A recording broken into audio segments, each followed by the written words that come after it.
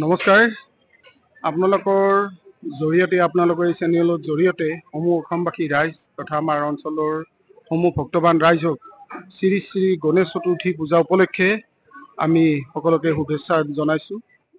আশা কৰিছোঁ ভগৱান গণেশ পিতাই আপোনালোকক সকলোকে আশীষ প্ৰদান কৰি মংগল কৰক। আমাৰ বৃহত্তৰ ৰামপুৰ দকনিয়ন ঠাই এইবেলি যোৱা বছৰৰ দৰে দ্বিতীয় বাৰ্ষিক আমাৰ এই পূজাখন যোৱা বৰ্ষৰ দৰে এইবেলি আমাৰ জাক জমকতাৰ কৰি এই পূজাখন আমি আয়োজন কৰিছোঁ। এইবছৰ আমাৰ দ্বিতীয় বাৰ্ষিক পূজা। এই পূজাখনত এইবাৰ আমাৰ ব্যয়বহুলভাৱে আমি এই পূজাখন আয়োজন ৰাখিছোঁ। ৰাতিপুৱা বিশাল শোভাযাত্ৰাৰে আমি আমাৰ মৃন্ময় মূৰ্তি আমাৰ সন্মানীয় ব্যৱসায়ী নিপেন চৌধুৰীৰ দোকানৰ পৰা আমি আদৰি আনো।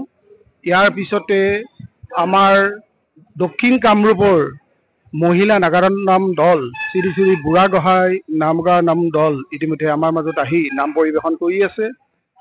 দক্ষিণ কামৰূপৰ মুখ্য পুৰোহিত আমাৰ এই অঞ্চলৰ সকলোৱে পৰিচিত শ্ৰী শ্ৰী অনিল দেৱ শৰ্মাই আমাৰ এই পূজাখন পৌৰোহিত্য কৰি আছে তথা আমাৰ মৰমৰ ব্যৱসায়ী আমাৰ সকলোৱে মৰমৰ নবীন কলিতাই কৰ্তা হিচাপে আছে।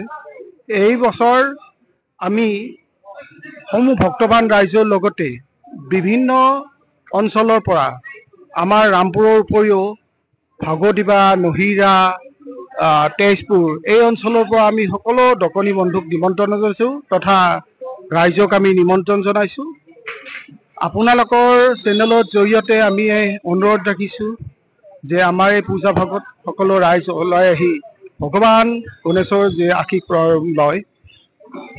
আৰু এই চেনেলৰ জৰিয়তে মই এটা অনুৰোধ কৰিবলৈ ওলাইছোঁ, বৃহত্তৰ ৰামপুৰ দকনিয়ন ঠাই যোৱা মাহৰ পৰা এটা সিদ্ধান্ত লৈছে যে প্ৰতি মাহৰ শেষৰ বৃহস্পতিবাৰৰ দিনটোত ৰাতিপুৱাৰ পৰা আবেলি 4 বজালৈ দকম পাহাৰ বন্ধ থাকিব। যোৱা মাহত আমাৰ প্ৰথম আছিল, এই মাহত আমাৰ দ্বিতীয়, অৰ্থাৎ অহাকালি আমাৰ শেষৰ বৃহস্পতিবাৰ দিনটো পৰিব আগষ্ট মাহৰ। সেয়েহে মই ৰামপুৰৰ সমূহ ব্যৱসায়ী দকনি বন্ধুক বিনম্ৰতে অনুৰোধ ৰাখিছোঁ যেন আপোনালোকে মাহৰ শেষৰ দিনটোত দকম পাহাৰ 4 বজালৈ বন্ধ ৰাখে। এই ক্ষেত্ৰত আমাৰ এটা ভাতৃপ্ৰতিম সংগঠন আছে ৰামপুৰ ব্যৱসায়ী সন্থা, তেওঁলোককো আপোনালোকৰ চেনেলৰ জৰিয়তে অনুৰোধ ৰাখিছোঁ তেওঁলোকেও যাতে আমাৰ এই প্ৰস্তাৱত সঁহাৰি জনায়। শেষত মই মহাবাহু শ্ৰী শ্ৰী গণেশ পূজাৰ সকলো ৰাইজ ওলাই আহি আমাৰ দক্ষিণ কামৰূপ যজ্ঞভূমিত আয়োজন কৰি থকা এই পূজা ভাগত সকলোকে পূজা অংশগ্ৰহণ কৰিবলৈ মই বিনম্ৰতে অনুৰোধ জনাইছোঁ। নমস্কাৰ।